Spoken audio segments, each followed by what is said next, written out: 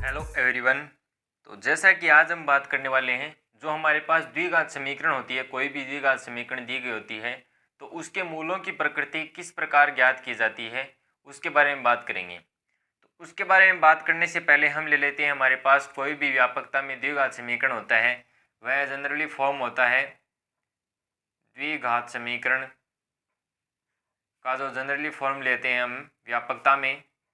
तो वह होता है हमारे पास ax² plus bx plus c का रूप, ax² plus bx plus c equals to 0 का रूप होता है। अब इसी रूप में हमें कोई भी समीकरण दी गई होगी द्विघात समीकरण, उसमें मूल क्या आएंगे, उनकी प्रकृति किस प्रकार की होगी उसके बारे में बात करें। तो उसके बारे में बात करेंगे तो हमारे पास जो b² माइनस 4ac होता है, इसकी वैल्यू के आधार पर इसके मूलों की प्रकृति डिफाइन की जाती है। b² माइनस 4ac को बोलते हैं विविक्त कर।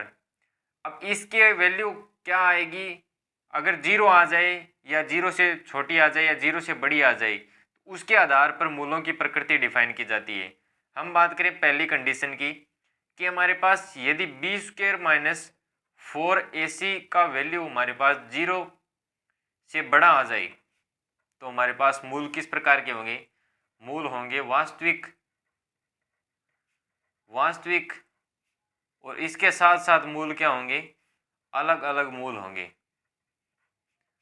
वास्तविक और अलग अलग मूल होंगे।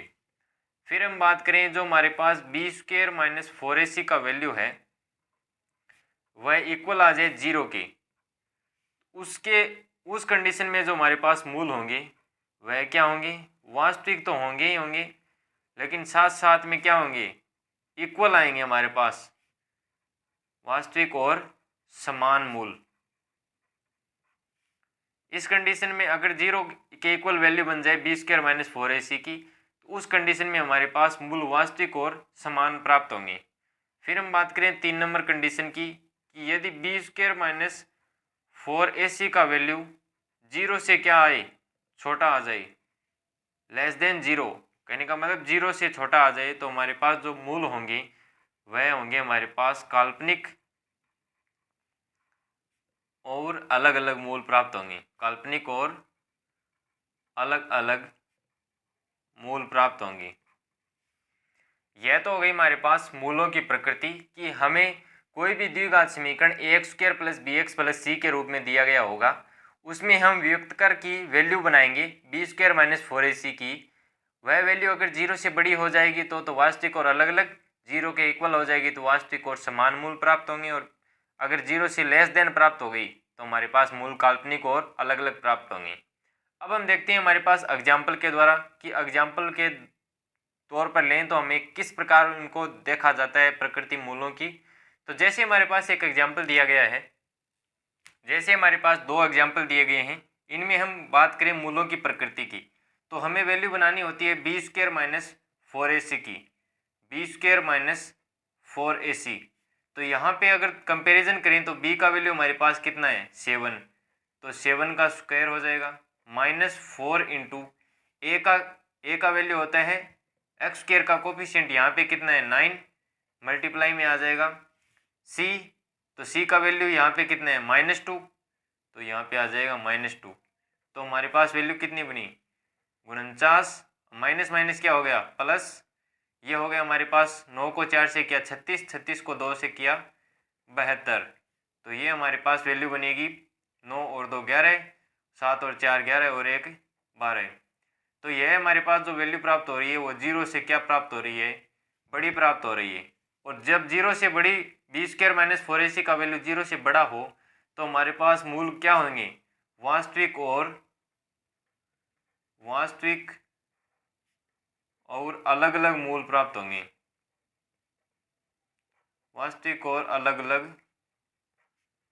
मूल प्राप्त होंगे हमारे पास। यह हो गई हमारे पास इस इक्वेशन की मूलों की प्रकृति।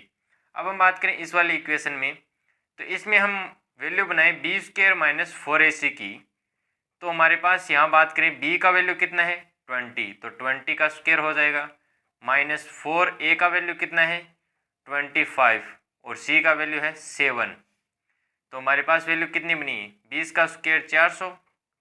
माइनस 25 को 4 से किया 100, 100 को 7 से किया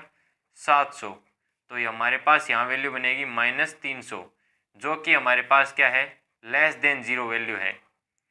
कि -300 है वह जीरो से क्या है, less than. B square minus 4ac का मान हमारे पास लेस देन जीरो आया, और जब लेस देन जीरो हो तो मूल कैसे होते हैं, काल्पनिक और अलग अलग। तो हमारे पास यहाँ पे जो मूल प्राप्त होंगे वह काल्पनिक, और उसके साथ साथ क्या होंगे, अलग अलग मूल प्राप्त होंगे। तो यह हमारे पास होती है किसी भी द्विघात समीकरण के मूलों की प्रकृति को ज्ञात करने की जो फॉर्मूला होता है बी स्क्वायर माइनस 4ac, जिसे बोला जाता है विविक्त कर, या इसे बोलते हैं विवेचक, इसका दूसरा नाम होता है विवेचक।